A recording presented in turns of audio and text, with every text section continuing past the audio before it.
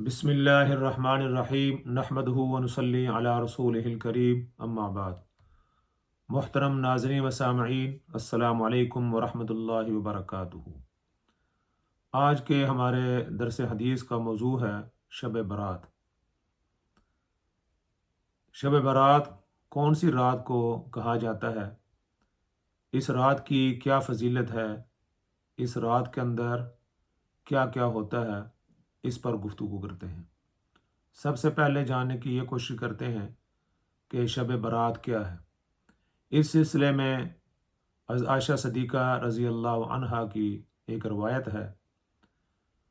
وہ فرماتی ہیں کہ نبی پاک صلی اللہ علیہ وسلم نے فرمایا، قال هل تدرین ما هذه اللیلۃ، یعنی لیلۃ النصف من شعبان، یہ شعبان کی جو نصف شعبان کی جو رات ہے، یعنی 15ویں شعبان کی رات، تم جانتے ہو کہ اس میں حل تدرین، اس میں کیا ہوتا ہے؟ قالت ما فیہا یا رسول اللہ، تو عائشہ صدیقہ رضی اللہ عنہا نے فرمایا، یا رسول اللہ آپ فرمائے اس میں کیا ہوتا ہے؟ فقال فیہا ان یکتب کل مولود بنی آدم فی هذه السنة وفیها ان یکتب کل ہالک من بنی آدم هذه السنة وفیها ترفع اعمالهم وفیها تنزل ارزاقهم۔ عائشہ صدیقہ رضی اللہ عنہا روایت کرتی ہیں کہ رسول اللہ صلی اللہ علیہ وسلم نے مجھ سے فرمایا کہ تم جانتی ہو اس رات میں، یعنی ماہ شعبان کی 15ویں شب کو کیا ہوتا ہے؟ عرض کی یا رسول اللہ فرمائیے کیا ہوتا ہے؟ فرمایا اس رات میں ہر ایسے بچے کا نام لکھ دیا جاتا ہے جو آنے والے سال میں پیدا ہونے والا ہے، اور ہر اس شخص کا نام لکھ دیا جاتا ہے جو آنے والے سال میں مرنے والا ہے۔ اس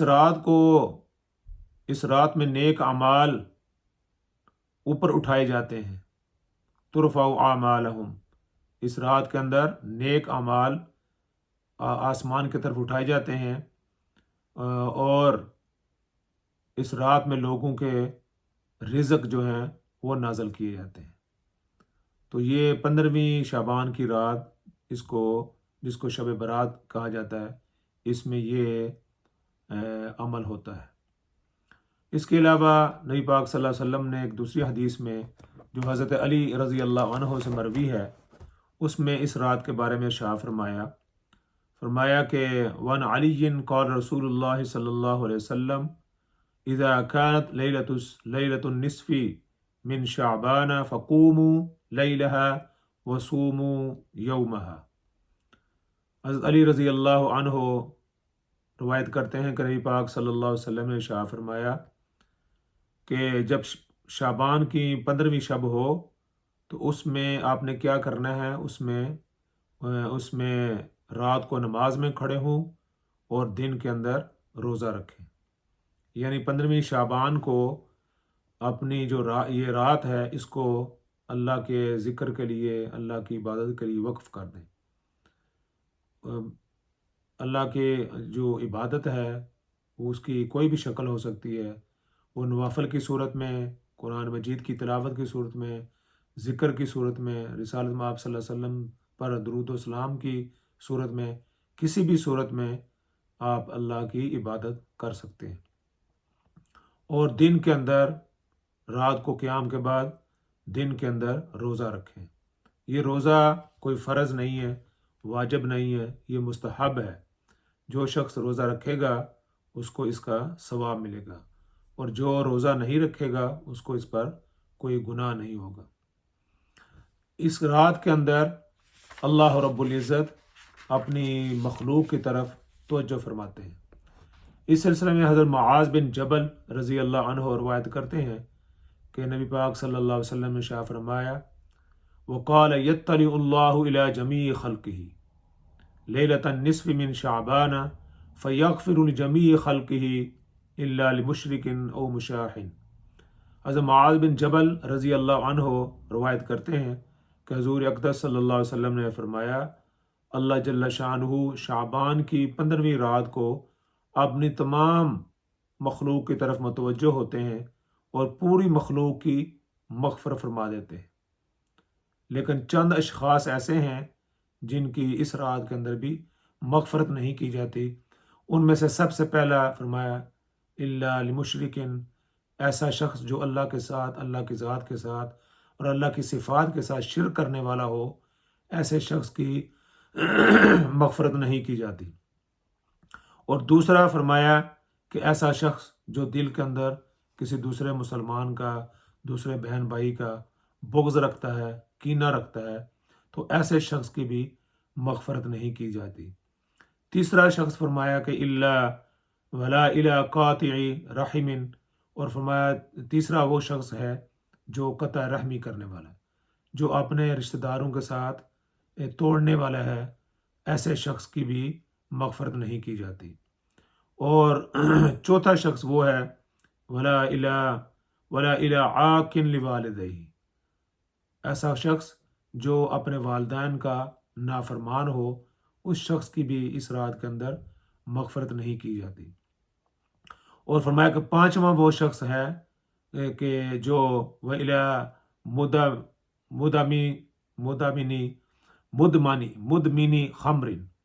مدمنی خمرن، جو شراب کا عادی ہو، ایسے شخص کی بھی اس رات کے اندر مغفرت نہیں کی جاتی۔ تو یہ ایسی رات ہے جس میں اللہ رب العزت اپنی مخلوق کی طرف توجہ فرماتے ہیں لجمیع خلقہ، تاکہ ان کی مغفرت کی جائے۔ لیکن ایسے اشخاص جو میں نے ذکر کیے ہیں، ان کی اس رات کے اندر مغفرت نہیں کی جاتی۔ اور اس رات کے اندر نبی پاک صلی اللہ علیہ وسلم نے یہ بھی ارشاد فرمایا کہ اس رات کے اندر اللہ رب العزت اس رات کو آسمان کی طرف خصوصی توجہ فرماتے ہیں، اور قبیلہ بنی کلب کی بکریوں کے بالوں سے زیادہ تعداد میں لوگوں کی مغفرت کی جاتی ہے۔ قبیلہ بنو کلب کی جو بکریاں ہیں، ان کے بارے میں کہا جاتا ہے کہ ان کے بال بہت زیادہ ہوا کرتے تھے، اس لیے رسالت میں آپ صلی اللہ علیہ وسلم نے ان کی مثال بیان فرمائی کہ ان کی بکریوں کے اتنے کروڑوں اور اربوں ان کے جسموں پر بال ہیں، ان کے برابر اللہ رب العزت اس رات کے اندر انسانوں کی، اپنی مخلوق کی مغفرت فرماتے ہیں۔ تو اس رات کو غنیمت جانتے ہوئے اس رات کو اللہ رب العزت کی عبادت کرنی چاہیے، قرآن حکیم کی تلاوت کرنی چاہیے، اپنے گناہوں کی معافی مانگنی چاہیے، اپنے جو بزرگ والدین بہن بھائی جا چکے ہیں ان کی مغفرت کی دعا کی جائے، اللہ کا ذکر کیا جائے، رسالت مآب صلی اللہ علیہ وسلم پر درود و سلام بھیجا جائے، اور اپنے گناہوں کی معافی مانگی جائے، اور دن کے اندر کوشش کی جائے کہ روزہ رکھا جائے، تاکہ روزے کا جو ثواب ہے وہ بھی آپ کو مل سکے۔ جو نفلی روزے ہوتے ہیں ان کا بہت بڑا ثواب، اور یہ اللہ کے قرب کا ذریعہ ہوتے ہیں۔ ایک تو رمضان مبارک کے اندر روزے ہیں، وہ تو فرضی روزے ہیں، وہ تو ہم نے ہر حال میں رکھنے ہیں۔ ان کے علاوہ جو نفلی روزے ہیں، اگر ان کا بھی آدمی اہتمام کرے تو اس پر اللہ کا قرب اور اللہ کی نزدیکی حاصل ہوتی ہے۔ تو اس رات کو غنیمت جانتے ہوئے کوشش یہ کرنی چاہیے کہ اس رات کے اندر اللہ رب العزت کی زیادہ سے زیادہ عبادت کی جائے۔ ہمارے ملکوں میں اس رات کو ایک آتش بازی کی رات بنا دیا گیا ہے۔